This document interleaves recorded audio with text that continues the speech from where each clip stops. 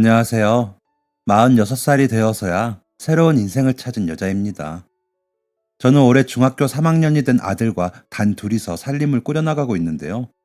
오늘 저는 46살이라는 지금의 나이에 이르기까지 저에게 어떤 일이 있었는지 이야기해 보려고 합니다. 저는 그리 좋지 않지만 그래도 어느 정도 이름 있는 대학을 졸업했어요. 그 덕에 대학교에 다니는 동안에는 좋은 대우를 받으며 과외를 했고 부족하지는 않은 대학 생활을 할 수 있었습니다.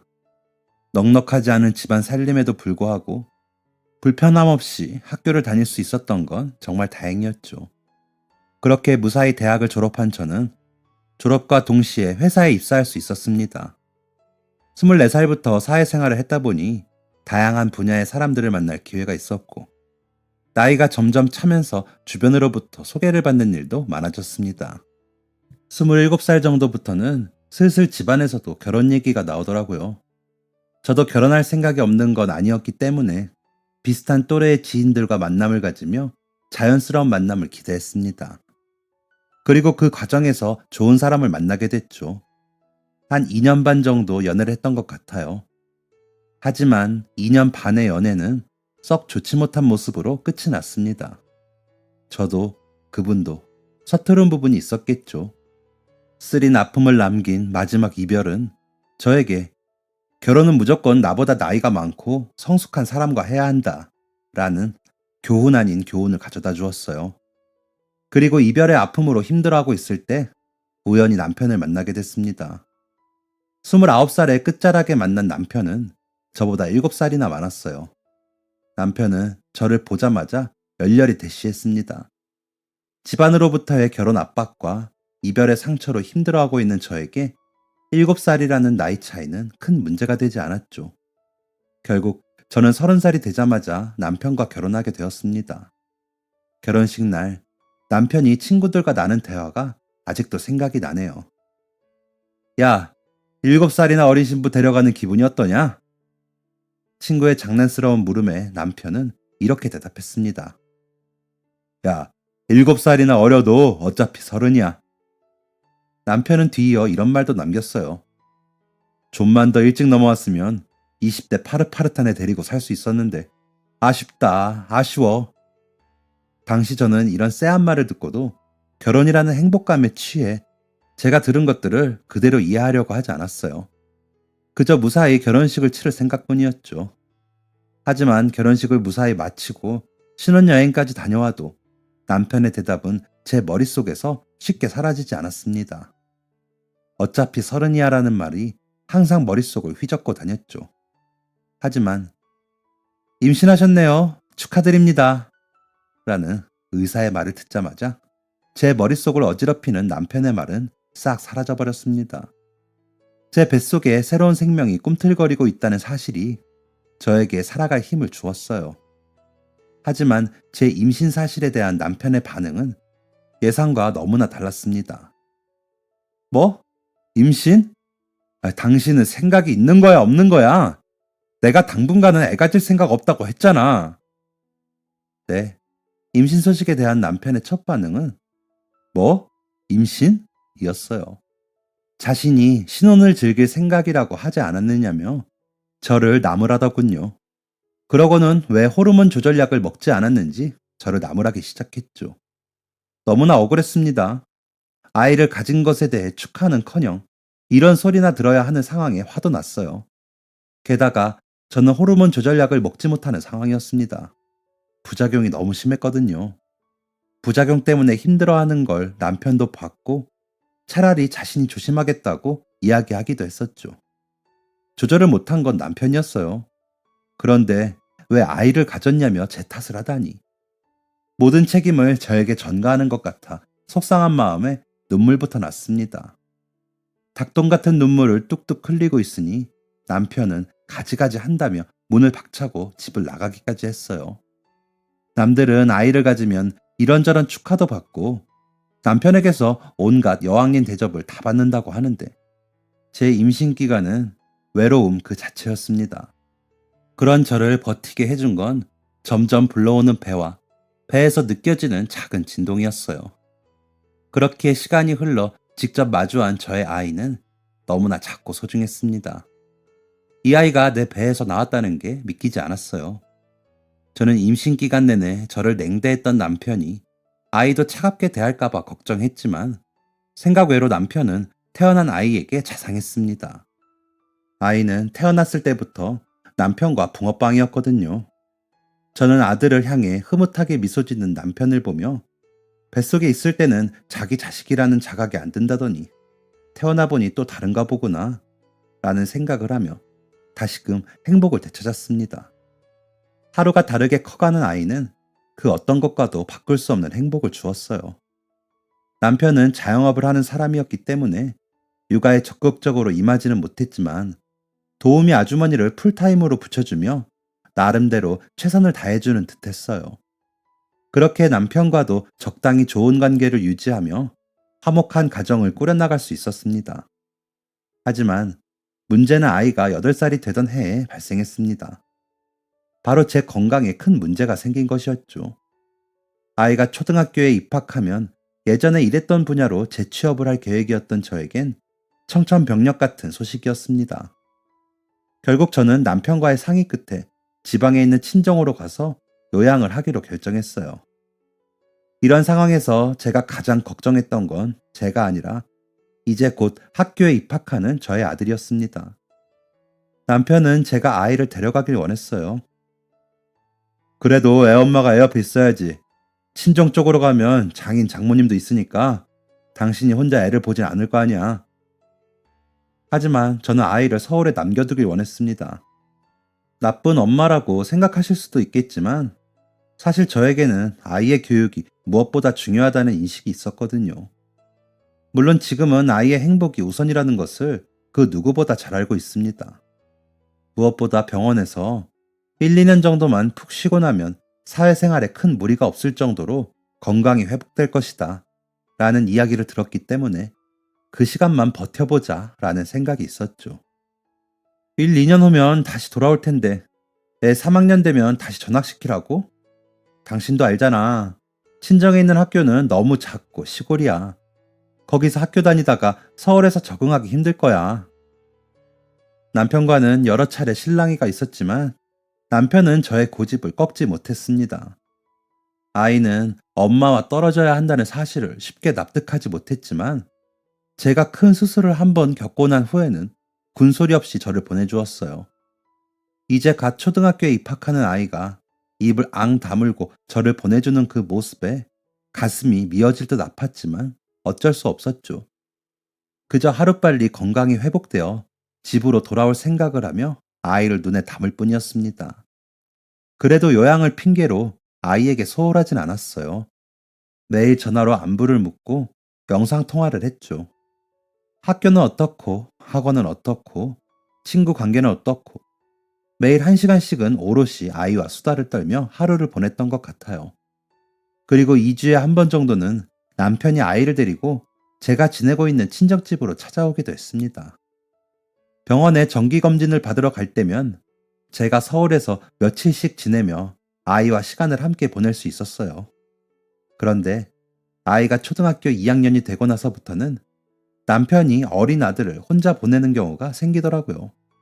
친정으로 오는 직통버스가 생긴 이유였죠. 남편은 아이가 아직 어리니 혼자 보내는 건 위험하다. 꼭 같이 와라. 아니면 아예 보내지 마라. 차라리 내가 가겠다.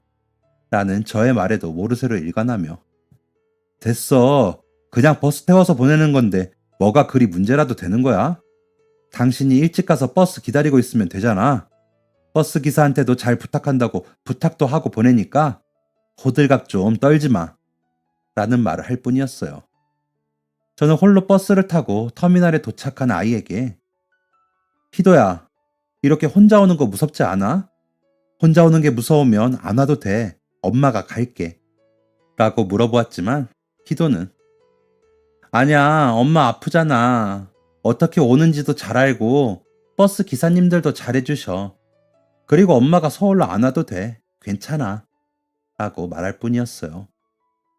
친정으로 온 희도는 할머니 할아버지를 무척 반기며 매우 행복해했기 때문에 무턱대고 오지 말라고 막을 수가 없었습니다. 무엇보다 남편에게 이번에도 희도 혼자 보내면 가만 안 있을 거다. 혼자 보낼 거면 절대 보내지 마라. 라고 말한 뒤 남편이 말도 없이 희도를 버스에 태워 보낸 일이 몇 번 생기자 이럴 거면 차라리 말하고 보내는 게 낫지. 라는 생각을 하게 되더군요. 남편의 행동은 누가 봐도 이상한 행동이었습니다. 제가 가는 것도 맞고 아이를 무작정 버스 태워 보내고 게다가 남편은 가게 경영이 힘들다는 이유로 매달 보내는 생활비의 액수도 점차 줄이더니 이내 아예 안 보내기까지 했어요. 그런데 여기까지는 불만이 없었습니다. 실제로 자영업을 하다 보면 잘 안 되는 날도 있을 수 있으니까요. 저한테 보내줄 돈으로 희도 맛있는 거 하나 더 사주면 그걸로 된다고 생각했죠. 이런 상황 속에서 제 건강은 나날이 좋아졌습니다. 큰 수술이긴 했지만 수술도 무사히 잘 끝났고 경과도 좋았기 때문이었죠. 덕분에 희도가 고학년이 되고 나서부터는 제가 서울로 찾아가는 날이 점점 많아지기 시작했습니다. 저는 남편이 희도를 혼자 보내는 건 제가 없는 동안 육아를 홀로 감당해야 했기 때문에 혼자만의 시간이 필요하기 때문이라고 생각했고 저에게 무심한 건 몸이 멀어지니 마음이 멀어졌기 때문이라고 생각했었습니다. 그래서 제가 서울에 가 있는 동안은 남편과 아이와 함께 시간을 보내고 싶어 했어요. 곧 제가 서울로 돌아오면 예전과 같이 생활해야 할 텐데 건강한 가정을 만들기 위해서는 당연히 함께 시간을 보내는 게 필요하다고 생각했죠. 하지만 남편은 이런 저의 생각을 매우 못마땅해 했습니다. 너 없는 동안 내가 몇 년 동안 애를 혼자 보고 있는지 몰라서 그래? 이제 네가 애 좀 봐. 라며 저와 희도를 두고 훌쩍 나가버리기도 했죠. 하지만 희도는 아기 때부터 울음소리 한 번 안 냈을 정도로 의젓하고 손이 많이 안 가는 아이입니다. 스스로 한글도 뗐고 내 아들이지만 어쩜 이러지? 라는 생각이 들 정도로 똑부러진 아이예요. 이런 아이가 고생을 시키면 얼마나 시킨다고. 육아가 힘들다고 오랜만에 찾아온 아내와 아들을 따로 두고 나가는지 이해가 가지 않았죠. 게다가 장사가 잘 안 된다며 앓는 소리를 했던 건 잊어버렸는지 남편의 차는 못 보던 외제차로 바뀌어 있기까지 했습니다. 이상한 것 투성이었지만 남편과 싸우며 시간을 버리기에는 아들 희도와의 시간이 너무나 소중했습니다. 저는 남편에게 하고 싶은 말을 꾹꾹 참으며 아들과 시간을 보내는데 집중했어요. 그런데 희도는 하고 싶은 말을 애써 꾹꾹 참는 아이가 아니었습니다. 올해 봄, 날이 좋아서 희도와 함께 공원으로 피크닉을 갔던 날이었죠.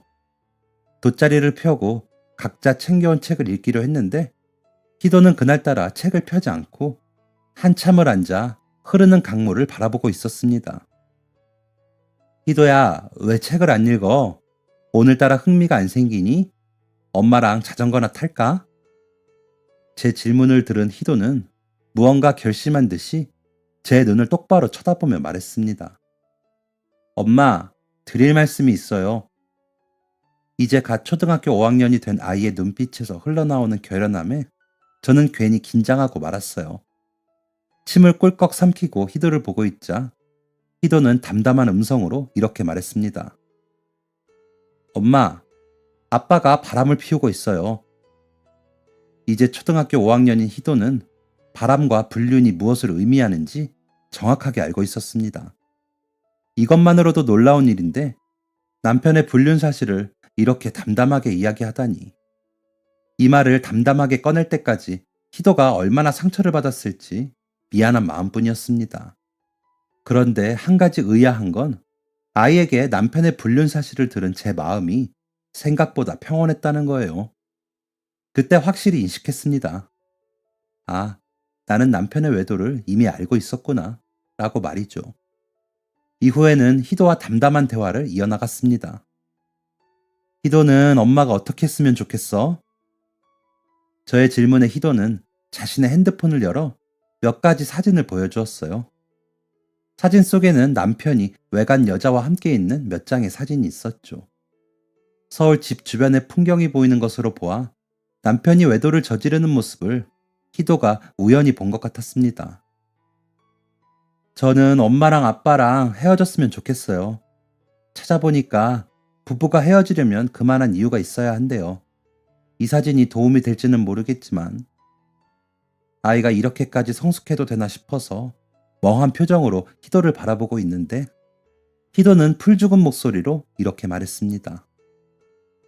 그리고 아빠가 저를 싫어해요.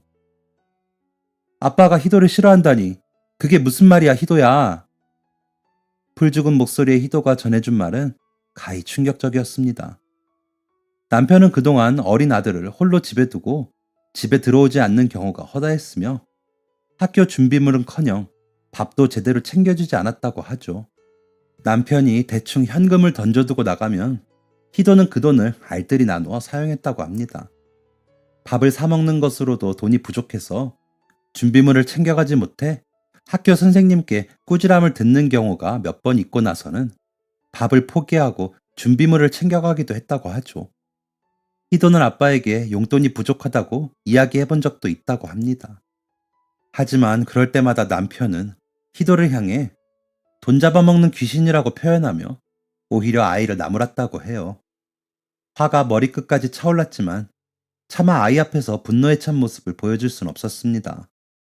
홀로 분을 삭힌 저는 그동안 제가 남편의 외도를 애써 모른 척한 대가가 아이에게 얼마나 큰 상처를 가져다 주었는지를 직면하게 되었어요. 그리고 이렇게 살아서는 안 되겠다는 다짐을 하게 되었습니다. 저는 다짐을 한 순간 자리를 박차고 일어나 은행으로 향했어요. 통장을 하나 개설했고 체크카드를 희도에게 쥐어주었죠. 아빠한테는 엄마가 카드를 줬다는 거 비밀이야. 희도도 알지? 부부가 헤어지려면 그만한 이유가 있어야 한다는 거. 엄마가 안전하게 희도를 데려오려면 아까 엄마한테 보여준 사진보다 더 확실한 증거가 있어야 해. 그때까지만 모른 척하고 잠시만 떨어져 있자. 엄마가 더 자주 서울로 올라올게. 그리고 당분간은 이 카드 써. 알겠지? 저는 그날 늦게 집으로 들어온 남편이 잠자리에 들자마자 몰래 차문을 열고 블랙박스 메모리를 교체했어요. 그리고 그 다음날 아침 일찍 이혼 전문 변호사를 찾아갔습니다. 몰래 교체해온 블랙박스 메모리를 확인한 변호사는 이 내용만으로는 불륜 증거 성립이 어렵다고 하더군요. 블랙박스 메모리 용량을 조금 큰 걸로 교체하셔야 할 것 같아요. 음성이 들어가면 더 확실하고요. 지금 주신 영상은 기간도 짧고 만나는 사람이 누구인지 무슨 대화를 하는지도 들어가 있지 않아서 증거 능력이 부족하네요. 저는 그 길로 최대 용량 메모리를 사서 남편 차에 블랙박스 메모리를 또 한 번 교체했습니다. 그리고 한 달 정도의 시간이 흐른 뒤 다시 블랙박스 메모리를 들고 변호사 사무실에 방문했어요. 주어진 시간이 넉넉하지 않아서 블랙박스 영상은 확인하지 못한 채 방문했죠. 그런데 남편의 불륜 사실을 알게 되었을 때도 충격받지 않았던 저는 변호사와 함께 블랙박스 영상을 확인하며 충격과 분노를 감추지 못했습니다. 저보다 더한 충격을 받은 사람은 다름 아닌 변호사였어요. 막장 집안 한두 번 보냐는 듯 시종일관 무심한 표정과 말투로 일관하던 변호사는 블랙박스 영상을 보자마자 이거 완전 미친 사람인데요? 라는 말을 토해내기에 이르렀습니다. 감정적인 자신의 반응에 본인 스스로도 놀랬는지 당황하며 사과한 변호사는 이내 저에게 진지하게 물었습니다. 아이의 친부가 정말 맞는 건가요? 이혼 과정에서 중요한 부분이기 때문에 실례인 걸 알지만 여쭤보는 겁니다. 저는 헛웃음을 지으며 블랙박스 영상의 남자가 제 아이의 친부가 맞다고 확정해 주었어요. 사진만 보셔도 아실 거예요. 저 사람은 제 아이의 친부가 맞습니다. 저는 결혼 후 그 어떤 남자와도 부정한 관계를 저지른 적이 없어요. 저도 변호사도 깜짝 놀라게 만든 블랙박스 영상의 내용은 이러했습니다. 우선 영상의 처음부터 끝까지 남편은 시종일관 지나가는 여성들을 품평했습니다. 저 여자는 엉덩이가 어떻고 팔뚝이 어떻고 여성으로서 정말 듣기 거북한 내용들이 줄을 이었죠. 게다가 그 품평의 대상은 제가 되기도 했습니다. 재수씨 건강은 좀 어떠시대? 이제 좀 괜찮으신가? 정말로 저를 걱정하는 듯한 목소리의 지인은 제가 아는 사람이었습니다. 그런데 호의적인 지인의 물음에 남편의 대답은 꽤나 공격적이었어요. 야, 남의 마누라 건강은 네가 왜 물어봐? 이렇게 골골댈 줄 알았으면 더 어린 여자랑 결혼할 걸 그랬어? 늙고 병드니까 털끝이 조그만 다도 소름이 돋는다. 전화를 건 상대 지인은 예상 밖의 반응에 많이 놀랬는지 꽤 오랫동안 아무 대답을 하지 않고 있었습니다. 지인은 왜 말을 안 하느냐는 남편의 닥달에 황급히 통화를 종료했죠. 이후 남편은 누구인지 모를 지인과 통화하며 소름 돋는 이야기를 해댔어요. 옛날 중국 황제들은 어린 여자애들 오줌으로 목욕을 하고 그랬다는데 그게 정말 효과가 있을까? 같은 대화를 하며 낄낄대는가 하면 오늘 밤 술집에 가서 여자를 부를 거라는 이야기도 서슴지 않았죠. 그런데 이런 끔찍한 대화보다 저를 혼란으로 밀어넣었던 건 바로 아들에 대한 남편의 태도였습니다. 그 새끼는 클수록 나를 닮아서 더 소름이 돋아. 나랑 좀 다르게 생겼으면 딴 놈 새끼 아니냐고 몰아붙여서 이혼할 수라도 있을 텐데. 에휴, 이건 뭐 모르는 인간이 봐도 내 새끼니까 진짜 곤란해 죽겠어. 뭔 어린 놈의 새끼가 이렇게나 많이 처먹는지. 알아서 사 먹으라고 돈을 주고 나왔는데도 그게 부족하다잖아. 진짜 뭘 처먹는 모습도 보기가 싫어. 그리고 학원 같은 데라도 좀 가라니까 지는 필요 없대. 그래서 학교 마치면 바로 집에만 붙어 있어. 이 새끼는 친구도 없나 봐. 그렇게 음침하니까 친구도 없지. 지 애미 닮아서 그런 걸 거야, 분명히.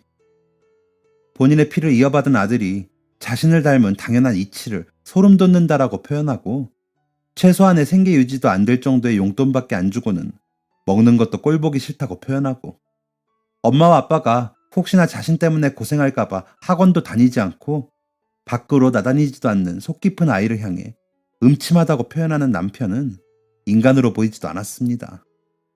게다가 남편은 넘지 말아야 할 선까지 넘어버렸어요. 아, 진짜 오늘도 집 가면 이 새끼 있을 거 아냐.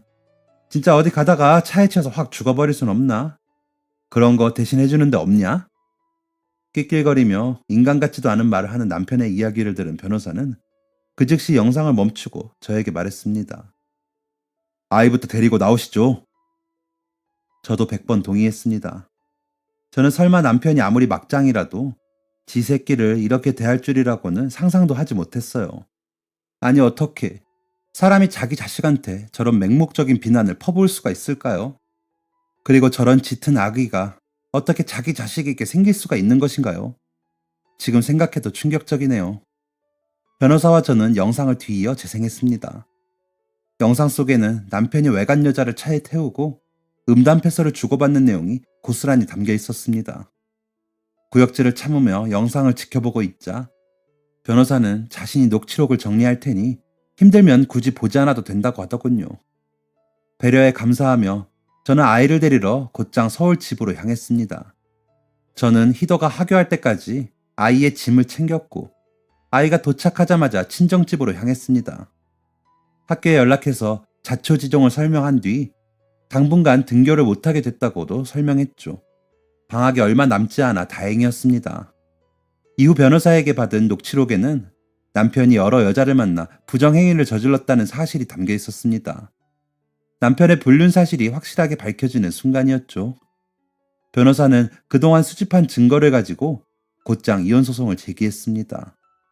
당연히 이 사실을 안 남편은 집으로 찾아와 난동을 부렸어요. 아이는 다른 곳에 피신시켜두어서 다행이었지 하마터면 아이에게도 큰 화를 입힐 뻔했습니다. 남편이 찾아올 때마다 경찰에 신고해서 증거를 만들고 전화 오는 것은 피하지 않고 받아 녹취 증거를 만들고 그 과정에서 건강이 다시 악화되어 피를 토하는 경우도 있었습니다. 하지만 멈출 수는 없었어요. 대충 좋게 해결하고 넘어갈 수도 없었습니다. 저는 엄마니까요. 불륜과 남편이 아이를 제대로 양육하지 않았다는 증거가 이렇게 확실한데도 이혼은 쉽지 않았습니다. 남편은 시어머니까지 등에 업고 기세가 등등했어요. 시어머니도 동네 장사를 하는 사람이었는데 꽤 재력이 있었거든요. 온갖 변호사를 선임해서 내 아들에게 절대 흠을 남기지 않고자 노력했습니다. 시어머니는 제가 없는 틈을 타 친정으로 와서 온갖 악담을 퍼붓곤 했어요. 집에 여자 한 명 잘못 들였어. 우리 귀한 아들이 무슨 고생이야?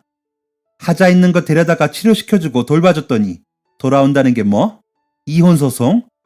지금 소송을 걸어야 할 사람이 누군데? 양심 있으면 지금이라도 똑똑히 자식 교육시켜서 정신 차리게 만들어. 알겠어? 그럴 때면 저희 부모님은 항상 죄인이었습니다. 부모님께 죄송한 마음에 홀로 눈물을 흘리고 있을 때 희도가 조심스럽게 제 방문을 열었어요. 아이는 또다시 핸드폰을 손에 쥐고 있었습니다. 엄마, 이게 도움이 될지는 모르겠는데 희도가 전해준 것은 다름 아닌 녹음본이었습니다.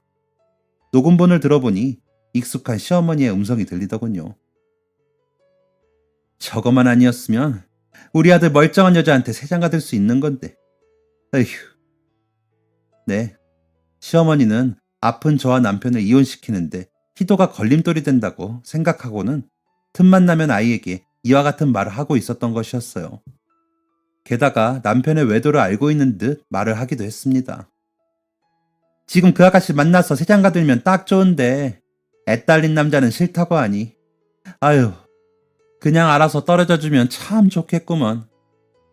인간 같지도 않은 이 두 모자의 행태에 저는 또 한 번 결의를 다졌습니다. 이혼 조정 당일 남편은 변호사를 대동한 상태로 와서 재산분할도 양육비 지급도 해줄 수 없다고 단언했어요. 저 여자가 저한테 돈을 줘야 하는 거 아닙니까? 골골거리는 거 데려다가 병원비 대줘, 약값 대줘, 애도 봐줘. 내가 얼마나 헌신적인 남편이었는데? 당신이 내 병원비를 댔다고? 내 병원비는 내가 냈어. 그동안 내가 모아둔 돈으로 냈고 그 외의 비용은 보험 처리됐는데 당신이 병원비를 냈다고? 양심이 있는 거야? 이 말은 전부 사실이었기 때문에 저는 그동안의 보험금 지급 내역과 병원비 납입 증명서를 제출했습니다. 법원도 이 부분에 대해서는 제 손을 들어주었어요. 무엇보다 나 혼자 낳은 아이니? 당신 아이이기도 하면 당신이 양육하는 건 의무야. 내 편의를 봐준 게 절대 아니라고. 이 부분에 대해서도 법원은 저의 말에 동의해 주었습니다. 하지만 남편은 정신을 못 차리고 앞뒤 분간을 못하는 말을 해댔어요. 그래도 몇 년 동안 애를 혼자 보는 게 쉬운 일인 줄 알아? 이걸 보고 뭐라고 하더라? 뭐라고 하죠? 변호사 양반? 아, 그래. 독박육아, 그런 거 아니야. 솔직히 남편이 그동안 저를 대신해 아이를 헌신적으로 돌봤다면 그 노고를 인정해 줄 수 있었습니다. 하지만 남편은 아이를 인격체로 보지 않았고 자신이 해야 할 의무를 다하지도 않았어요. 그래서 저는 아이를 향한 남편의 원색적인 비난이 들어있는 블랙박스 녹화본을 제출했습니다. 남편은 자기 피를 이어받은 자신의 아이를 인격체로 보지 않았습니다.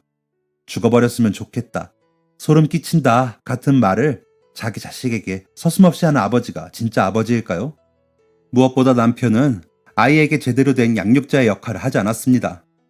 저는 뒤이어 제가 개설한 아이의 체크카드 통장 사본을 제출했습니다. 아이가 그동안 잘 자랄 수 있었던 것은 남편의 노력이 아니라 너무 빨리 어른이 되어버린 아이의 덕입니다. 고작 초등학생인 아이에게 밥도 제대로 차려주지 않고 기본적인 생활이 어려울 정도의 용돈밖에 주지 않는 사람이 어떻게 양육자의 의무를 다했다고 볼 수 있나요? 이 부분에 대해서 법원은 당연히 저의 손을 들어주었습니다. 남편은 자신의 변호사에게 어떻게든 해보라는 듯 닥달을 했지만 남편의 변호사는 너무나 확실한 증거에 비슷한 말만 반복할 뿐이었어요. 저의 변호사는 제가 잔뜩 흥분해 있자 잠시 감정을 추스르 하며 저를 밖으로 내보냈습니다.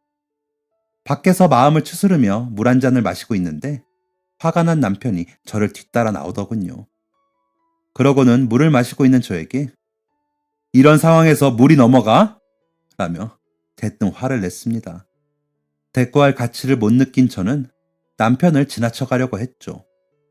그런데 그때 남편의 커다란 주먹이 저의 얼굴을 가격했습니다. 이게 뭐지? 라는 생각이 들며 상황을 파악하기도 전에 이 모든 상황을 목격한 변호사 덕에 남편의 행동은 저지되었습니다. 화를 참지 못하고 발악하는 남편은 보안 요원으로 보이는 분들에게 끌려나갔어요. 그러면서도 남편은 소리를 질러댔습니다. 놔! 내가 내 마누라 손 좀 보겠다는데 니들이 뭔 상관이야? 놔! 너네 내가 누군지 알아? 삼류 영화의 악당도 안 할 것 같은 남편의 말을 들으니 웃음밖에 나지 않더군요. 입안이 터져 피맛이 났지만 사실 그 일 덕에 저는 깔끔한 이혼을 할 수 있었습니다. 그런데 그 과정에서 남편이 저희 부모님을 협박해 대출을 받았던 사실이 드러났어요. 하자 있는 딸내미 데려갈 사람이 어디 또 있을 것 같아요? 지금 그쪽 딸내미 뒷바라지하느라 사는 게 팍팍하니까 아픈 딸 버림받는 거 보기 싫으면 2억 준비해서 보내요. 라는 협박이었죠. 순수한 시골분이셨던 부모님은 그 돈을 겨우 마련해서 남편에게 보내셨고 그 과정에서 생긴 대출 이자를 갚고 계신 상황이었습니다. 저는 이 상황을 해결하기 위해 남편이 만난 불륜녀들을 이용하기로 했습니다. 남편이 만난 불륜녀 중 몇 명은 남편 지인의 아내들이었어요. 저는 그 아내들에게 위자료 청구 소송을 걸었습니다. 위자료 청구 소송에 불응하면 남편들에게 사실을 알리고 함께 책임을 지게 하겠다는 적절한 근거도 섞어서 말이죠. 그런데 위자료 청구 소송을 걸기도 전에 남편에게 연락이 왔습니다. 그거 알려지면 나 진짜 매장당해. 그 형들한테 맞아 죽을 수도 있다고. 그게 나랑 무슨 상관이야? 그걸 그렇게 잘하는 사람이 형님들 와이프랑 바람을 펴? 남편은 이런 말이 통하지 않자 이내 감정에 호소하기 시작했습니다. 우리 좋았잖아. 나도 희도 예뻐했었고 정말 그때로 돌아갈 수 있다면 좋겠어. 나도 내가 이렇게 된 거에 정말 후회해. 정말이야. 후회? 후회되면 당신이 한 행동에 당신이 책임져. 희도 예뻐했던 거? 단란한 가족의 모습? 모두 가식이었고 지금 당신의 모습이 진짜 모습이야. 아니, 나 정말 후회한다니까. 내가 오죽하면 그랬겠냐. 저는 절대 남편의 변명에 넘어가 줄 생각이 없었어요. 과거에 우리 가족이 어땠든 선을 넘은 건 남편이었고 남편은 그에 대한 책임을 져야 했으니까요. 신랑의 끝에 남편은 결국 위자료 청구 소송을 걸지 않는 대신 본인이 2억이라는 금액을 상환하고 그동안 생긴 대출이자를 모두 갚겠다는 각서를 쓰게 되었습니다. 한 가지 더, 위자료 청구 소송은 하지 않았지만 남편이 지인의 아내들과 부정행위를 저질렀다는 것은 자연스럽게 소문이 났어요. 발 없는 말이 천리를 간다는 게 정말 사실이더라고요. 남편은 동네 장사를 하는 사람이었는데 이런 소문의 역풍을 제대로 맞아 이혼한 지 2년 만에 쫄딱 망했습니다. 시모도 마찬가지라고 해요. 자식을 어떻게 키웠길래 그래? 뭐 심은데 뭐 난다고. 그렇게 안 보이더니 정말 실망이네. 그러니까 어떻게 아픈 며느리를 두고 아들 세장가 보낼 생각을 해? 사람이 정도 없지. 그니까 저렇게 살면 천벌받아. 라는 말을 들으며 동네에 있는 모든 소상공인 모임에서 퇴출되었다고 하죠. 한 번은 시모가 저를 찾아와서 돈을 빌려달라고 한 적이 있었어요. 저번에 광칠이 우리 아들이 너한테 돌려준 2억 있잖니. 그거 좀 어떻게 안 될까? 그것만 있으면 다른 데서 다시 시작해볼 수 있을 것 같은데. 안 될까? 당신들한테 사람의 양심이 있어요? 내 아들한테, 저희 부모님한테 그런 말과 행동을 하고 도움을 바라다니. 정말 염치도 없고 양심도 없네요. 참고 참아서 겨우겨우 말 험하게 하지 않고 있으니 돌아가요. 알았나요? 전 시어머니죠. 그 사람은 그렇게 터덜터덜 등을 돌려 돌아갔습니다. 이것도 나중에 알게 된 사실인데 엄청나게 부자인 것처럼 행동하던 시어머니는 사실 그렇게 부자도 아니었어요. 벌이가 나쁜 건 아니었는데 벌이보다 사치를 더 부려서 사는 게 좀 팍팍했다고 하더라고요. 그런데 이제는 사치를 커버해줄 만큼의 벌이가 없으니 재기는 불가능하다고 봐도 되겠죠. 그 사람들의 근황은 이게 마지막입니다. 저는 이혼 소송이 꽤나 벅찼는지 이혼 이후 1년 정도 다시 요양을 해야 했어요. 그리고 지금은 주기적으로 검사만 받으면 될 정도로 건강을 회복했습니다. 건강을 회복한 후에는 아이에게 자랑스러운 엄마가 되기 위해 자격증도 새로 따고 이런저런 회사에 이력서를 넣기도 했어요. 그런데 아이를 낳고 요양을 하느라 꽤 오랜 시간 경력 단절이 되었기 때문에 재취업이 쉽진 않더군요. 하지만 우연한 기회로 결혼 전 다니던 회사에서 친하게 지내던 분을 다시 보게 되었어요.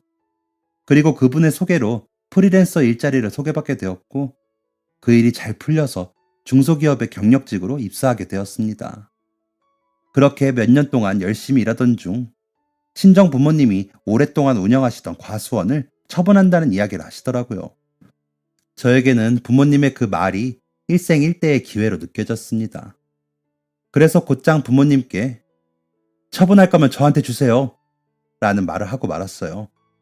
대책 없이 저지른 말이었지만 부모님은 저를 믿어주셨고 저는 마케팅 계열에서 일했던 경력을 살려 농장 체험을 할 수 있는 카페를 열게 되었습니다. 요즘엔 거리가 조금 멀더라도 예쁘고 느낌 있는 장소라면 사람들이 시간을 내서 찾아오기 때문에 지금의 저는 월 순수익 1,000만 원이 넘는 가게의 사장이 되었어요. 여전히 보완해야 할 부분이 많지만 제 가게를 갖고 나가는 기쁨이 참 큽니다. 또 제가 읽어내는 것을 아이에게 보여주는 것도 가장 기쁜 일 중 하나죠. 제 아들의 근황도 궁금하시겠네요.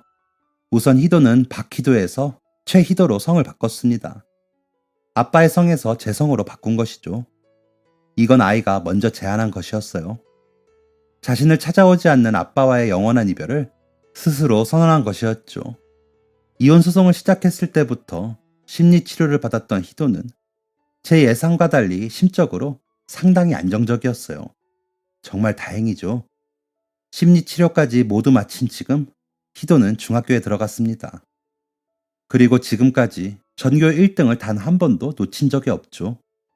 너무 어린 나이에 엄마가 큰 짐을 지워준 것 같아서 미안하다고 표현하면 괜찮다고, 나는 엄마가 건강해진 것만으로도 다행이라고 표현하는 우리 아들.